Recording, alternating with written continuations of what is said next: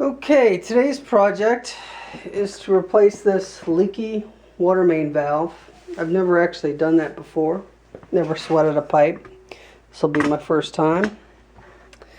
Hopefully you can see that this valve has started leaking because every time we go on vacation we turn it off, and then these valves aren't really designed to be turned off and on, apparently. Okay, so I've cleaned this side up nice. I don't need to clean this side up because this side's going to get cut off and then spun off, and I'm going to replace that. So I'm going to try to cut this valve out. Now, I don't think I have room to get in there with this pipe cutter for sure. Maybe I can get in there with this pipe cutter. I was going to cut it off with the Sawzall. I may still. And the reason is I wanted more room to work with.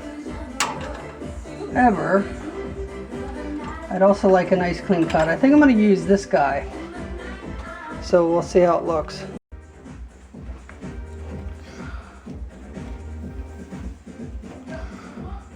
I'm going to try it on the right side first because that's the side I'm definitely going to replace. So I want to make sure this little pipe cutter worked. And it looks like it's working fine. Okay, now one thing I did have to do that I forgot was to put a 5-gallon bucket underneath that so all the water from the upper level could drain into that bucket instead of on the floor. I forgot to do that. I intended to, but I forgot. But anyway, it's no big deal. Okay, so here's the old valve. Hopefully you can see that. It's cut out of there. Now I'm going to clean this up, or I'm going to try to dry these pipes out with paper towels to get all the moisture out so it doesn't get in my way. Now, a little tip I saw a real plumber do is he stuffed some white Wonder Bread in each side, and that kept the water from flowing into his joint. And the thing is, when you turn the water on, it actually the bread just dissolves. Sorry, forgot a step. Need to try to unscrew this guy. Well, that's interesting. Comes right off of this. Gonna need another wrench. Idiot! I had no idea that the joint unscrewed like that, because I am a complete novice.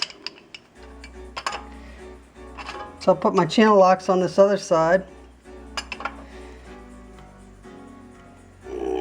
There we go, it's coming.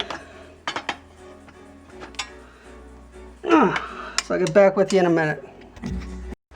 Okay, I got that joint off. So what I'm going to do is I'm going to clean up these threads. Looks like they're pretty good. I'm going to clean them up with a toothbrush so that when I put it back on, I can put new Teflon tape on there. But it looks pretty good.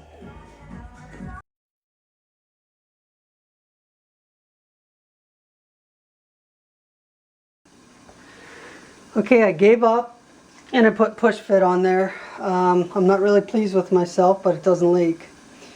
Here's the old valve that I cut off, the one that leaked. Here's the one I tried to put on that I ended up cutting off because I didn't get any good joints. Hopefully you can see this.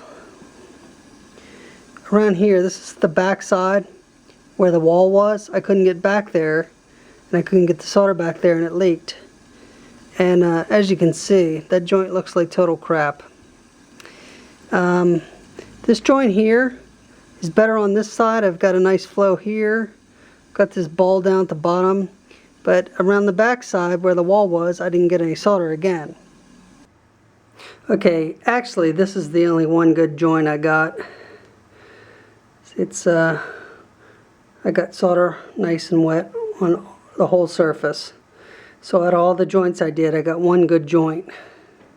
This one wouldn't have leaked, but it's too bad. Maybe I'll have to practice and see if I can get a little better.